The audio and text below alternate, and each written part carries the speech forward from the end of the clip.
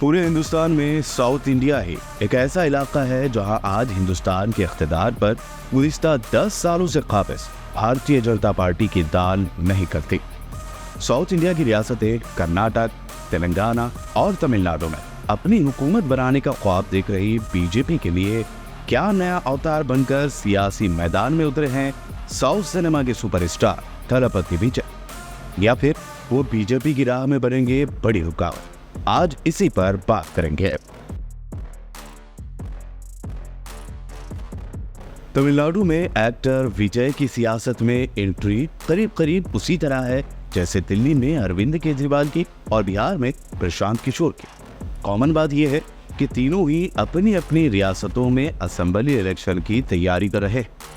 Actor विजय ने अपनी सियासी पार्टी टीवीके यानी तमिलगा वेट्टू कज़गम के पहले ही जलसे में तमिलनाडु की हुक्मरान पार्टी डीएमके और सेंटर में बरसर इख्तिदार बीजेपी को एक साथ निशाने पर लिया है। भले ही खानदानी सियासत के नाम पर डीएमके को निशाना बनाया गया है, लेकिन उसके दायरे में कांग्रेस भी आ जाती है। वहीं बीजेपी को लेकर कहा कि बांटने की पॉलिटिक्स से देश को खराब करने वाले लोग टीवीके यानी उनकी पार्टी के सबसे बड़े आइडियोलॉजिकल एनिमी यानी नजरियाती दुश्मन है। यानी उन्होंने सीधे सीधे बीजेपी को अपना नजरियाती दुश्मन बताया। यूं देखा जाए तो एक्टर विजय पॉलिटिक्स में अरविंद केजरीवाल और प्रशांत किशोर के ही लेटेस्ट अपडेटेड वर्जन रखते हैं।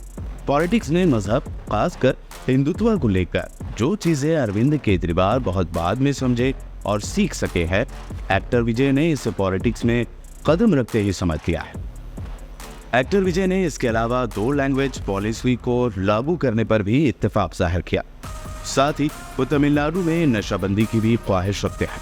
कास्ट सेंसस की भी हिमायत करने वाले एक्टर विजय ने गवर्नर का पोस्ट खत्म करने की हिमायत का भी ऐलान कर दिया है। अब आइए उस सवाल पर कि क्या साउथ इंडिया, खास तौर से तमिलनाडु में क्या एक्टर विजय बीजेपी के लिए मददगार साबित होंगे या फिर रुकावट बनेंगे? एक्सपर्ट्स के मुताबिक विजय की स्पीच पर गौर करें तो तमिलनाडु में वो कांग्रेस की दोस्त पार्टी डीएमके के लिए बहुत बड़ा खतरा है, लेकिन वो बीजेपी के लिए बड़े मददगार बनते नजर आ रहे हैं। इसके पीछे पहली वजह खुदा की हकीकत को लेकर द्राविड़ सियासत से अलग उनका स्टैंड है। पहली बात तो ये कि विजय ही बीजेपी को भी ऐसा ही बता रहे हैं जैसे डीएमके को। मायावती भी बीजेपी और कांग्रेस को नागनाथ और सांपनाथ बताती रही, लेकिन बीएसपी की पॉलिसियों का फायदा किसको होता है सभी जानते हैं। विजय का कहना है कि वो तमिलनाडु के साबिक सीएम पेरियर की एक बात से इत्तेफाक नहीं रखते और वो है उनका खुदा मुखालिफ मौक़िफ़। यानी वाज़ेह है कि जो सनातन धर्म का कट्टर मुखालिफ नहीं है वो कभी न कभी बीजेपी के साथ आ सकता है। ये उम्मीद इसलिए भी बढ़ जाती है क्योंकि विजय की तरफ से ये इशारा भी साफ है कि वो अलायंस वाली पॉलिटिक्स के मुखालिफ नहीं है।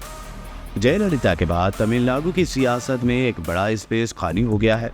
ओ पन्नीरसेल्वम और ई पलानीसामी के झगड़े में एआईएडीएमके का असर इलाकाई सतह पर सुगड़ता जा रहा है। बीजेपी ने जयललिता की पार्टी के साथ मिलकर तमिलनाडु की सियासत में पांव जमाने की काफ़ी कोशिश की, लेकिन अन्नामलाई के अड़ियल रवैये की वजह से रिश्ता ही टूट गया और लोकसभा इलेक्शन में वो कोई छाप भी नहीं छोड़ सके। इसे शर्मनाक शिकस्त हुई। अब एक्टर विजय की तमिलनाडु की पॉलिटिक्स में एंट्री ये जाहिर करती है कि वो जयललिता की पार्टी की जगह लेने की कोशिश कर रहे हैं। बस फर्क ये है कि वो जयललिता की तरह शंकराचार्य की गिरफ्तारी के हक में बिल्कुल नहीं लगते और सनातन के तय पॉजिटिव रवैया दिखाकर बीजेपी के लिए फ्यूचर में मददगार होने के इशारे भी देते हैं। आपकी इस बारे में क्या राय है हमें कमेंट करके ज़रूर बताइएगा। हमारे चैनल को सब्सक्राइब ज़रूर करें। खुदा हाफिज़। जय हिंद।